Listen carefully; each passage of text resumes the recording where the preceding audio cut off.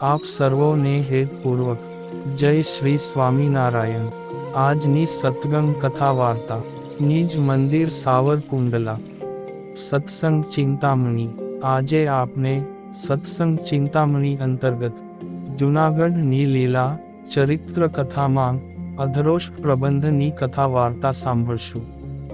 જીયોરા નવાબ જીયોરા કહીને મારવાડી કવિએ જૂનાગઢ નવાબના ચરણે પાઘડું પછાડ્યું। સલામ ભરીને આસને બેઠો। નવાબે નામઠામ પૂછ્યા। રાજપૂતા નાનો રહેવાસી ને જ્ઞાતિએ ભાટચારણ। પિંગળ વિદ્યા ભણેલો ને પાછો થોડો અભિમાની। દરબારમાં આવી પોતાની જન્મભૂમિના વખાણ કરવા માંડ્યો। આમ કરતાં કરતાં રાજસ્થાનના મોરલાને માન સરોવરના હંસ કરતાં 4 ચાસણી ઊંચે ચડાવ્યા। માન સરોવર રા હંસ તો કાયર ને મારા રાજસ્થાન રા મોરા શૂરવીર રા કટકા। આવી મારી જલમ ભોમકા મરુધર રો રસ્તો કોક વિરલા માણે। મારા થરના ઊંડા પાણી રો ગુણ કૌ ન્યારો હે।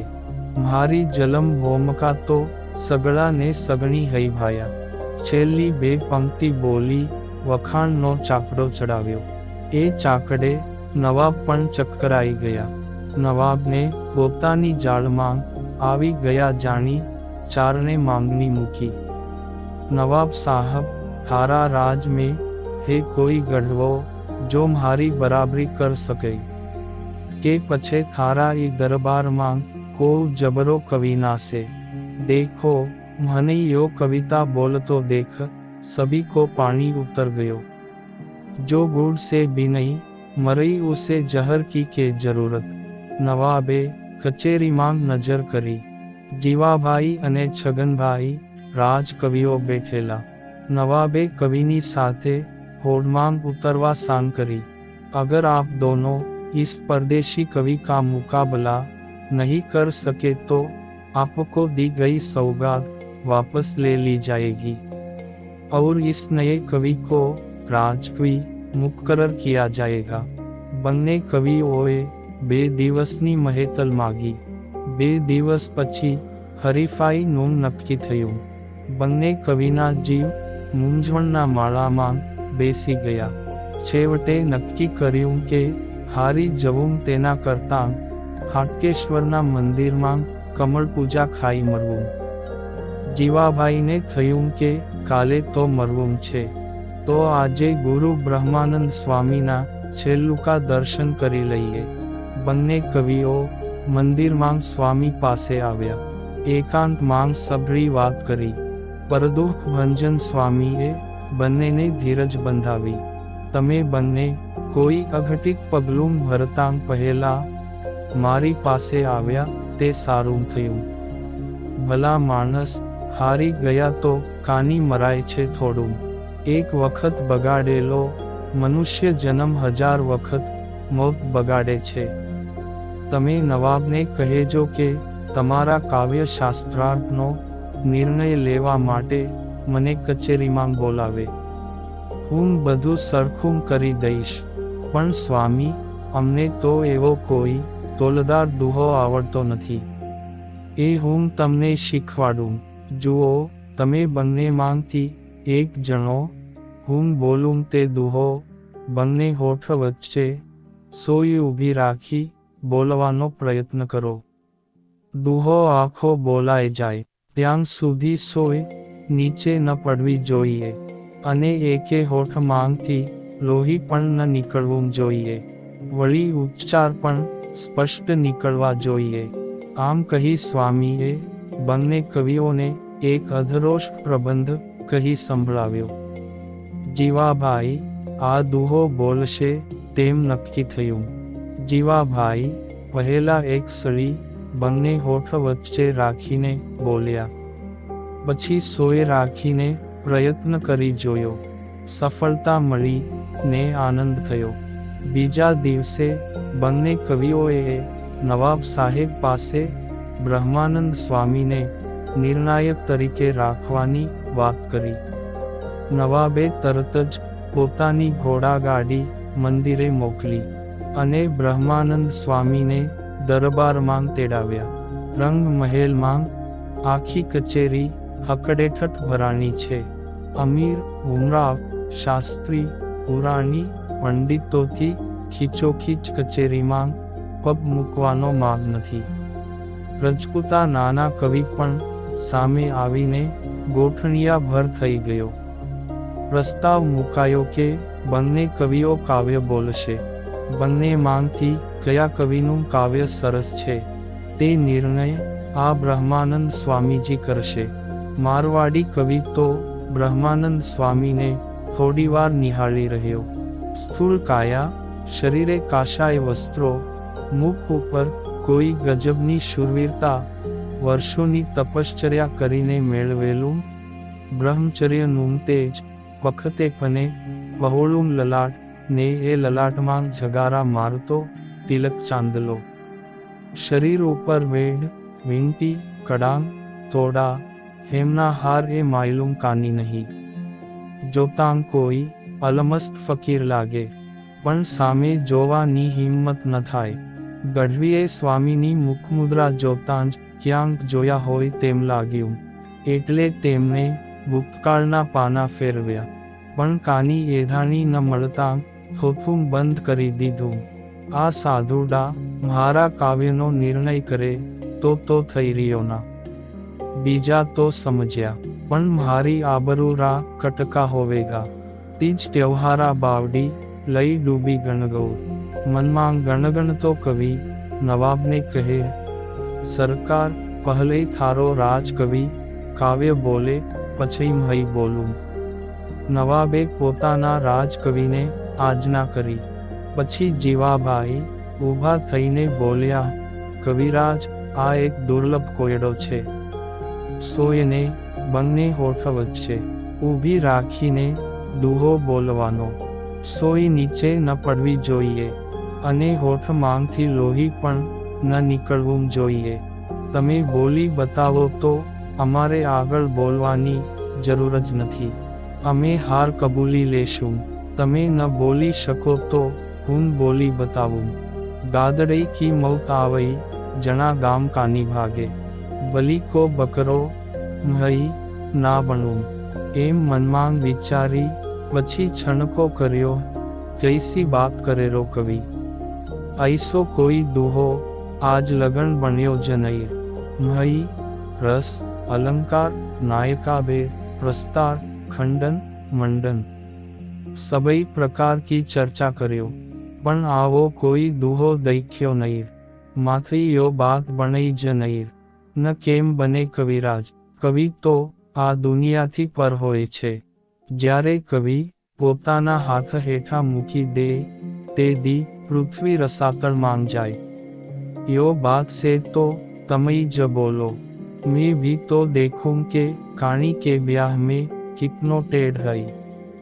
બંને કવિઓ આટલી વાત કરે છે ત્યાં બ્રહ્માનંદ સ્વામી ભૂતકાળમાં સરી પડ્યા ને તેમને જામનગરના જામની કચેરી દેખાણી. પોતે ત્યારે લાડુદાન ગઢવી તરીકે જામનગરમાં આવેલા. આ રાજસ્થાની કવિએ પોતાની ડંફાસ મારતાં ઠાકોર મહેરામણજી રચિત પ્રવીણ સાગર માંગથી એક કાવ્ય કાઢી જામનગરની કચેરીમાં ગાયું. પછી પડકાર કર્યો કે આનો અર્થ કરી બતાવો. ત્યારે જામસાહેબની પાસે કોઈ વિદ્વાન કવિ ન હતો. લાડુદાનજી આવ્યા ત્યારે ઠાકોરે તેમને આ કાવ્યનો અર્થ કરવા જણાવ્યું. લાડુદાનજી કાવ્યની પહેલી કડી વાંચીને તરત સમજી ગયા કે આ કાવ્ય રચના આ કવિની નથી. પોતે તેનો ખુલાસો અને અર્થ કર્યા. તે જ આ રાજસ્થાની કવિ લાગે છે. સ્વામીની ચકોર નજરે તરત તે ગઢવીને પકડી લીધા. ગઢવા, આ જામસાહેબ રી કચેરી નાસે કે થારા પ્રવીણ સાગરના કોઈ અજબ તમાશા દેખારો અર્થ ના કર શકે. એક વિશી બીતઈ ગઈ, પણ થારો અજબ તમાશો તો વૈસો કો વૈસો ही रह गयो. अब तो मदरा हाथी से नीचे उतरो म्हारा वीरा. जी स्वामी. રાજસ્થાની કવિ અચંબાયા. ગઢવીના આખા શરીરનું માપ લઈને વીજળી ત્રાટકી, આપ મને ઓળખો. હા ગઢવી, મહી થાને જાણું. બ્રહ્માનંદ સ્વામીને મારવાડી ભાષા બોલતાં જોઈ ગઢવીની જીભ બહાર નીકળી ગઈ. ગઢવીએ તો મૌન પકડી લીધું. વિરોધ પક્ષ શાંત પડતાં નવાબે જીવાભાઈને તે મુશ્કેલ દુહો બોલી બતાવવા કહ્યું. ત્યારે જીવાભાઈએ પોતાના બંને હોઠ વચ્ચે સોય ઊભી રાખી અને દુહો બોલ્યા. સ્રષ્ટા કારણ સકલ કે દ્રષ્ટા નષ્ટા દેખ, કષ્ટા હર નિજ દાસ કે ઇષ્ટા દ્રગ કી રેખ. દુહાના સ્પષ્ટ ઉચ્ચારો થયા, પણ સોય પડી નહીં, લોહી નીકળ્યું નહીં, કોઈ હલ્યું નહીં અને કોઈ બોલ્યું પણ નહીં. આટલી ક્રિયાઓ એક સાથે થઈ ગઈ. વાહ જીવો, વાહ જીવો, જીવો તો જીવો એ છે નવાબની કચેરીનો દીવો થવા લાગ્યું. સહુ તો જીવાભાઈને બિરદાવવા લાગ્યા.